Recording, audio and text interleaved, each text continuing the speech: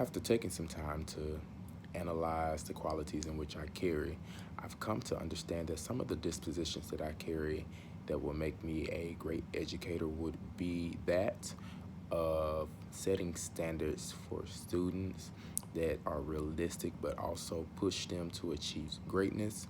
I also carry one that nurtures the the student, that deals with the environment in which they live and where they're coming from, that allows me to be reachable, attainable, someone that can be communicated to, that stands out a little bit different than the rest. Um, Other dispositions that I carry are those that of professionalism, understanding that as educators should stand out, different from those who are most common with everyone. I recognize that educators should be one that you could look up to. They should be a role model, someone that stands out, that should be set apart, different from the crowd. They should not find themselves in morally compromising positions. Um, and with that being said, that brings me to my next stance to say educators should look the part. Now, not every educator will look the same, especially when you're dealing more so with the arts. There are some educators that are standoutish. There are others that are just very clean cut. And professional. Either way, educators should look the part of their role. They should look their role. They should look according to what they're teaching. Most band directors that I've seen are very casual, in the sense art teachers are very casual. Trade teachers are very casual.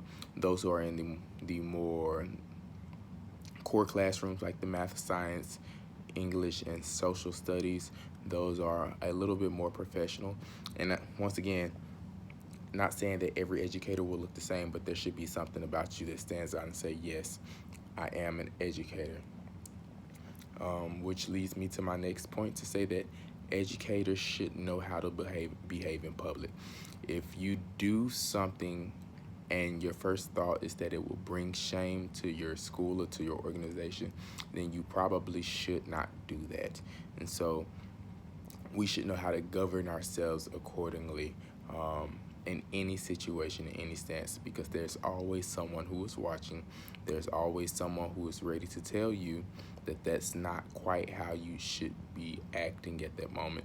Or there's always someone who's ready to commend you and say you handled yourself very well in that situation. We should be aware of our attitudes, our temperaments, know how to remain calm in any given situation. These are things that we should think about as we continue this journey to become educators, and as well as growing in our years of professionalism.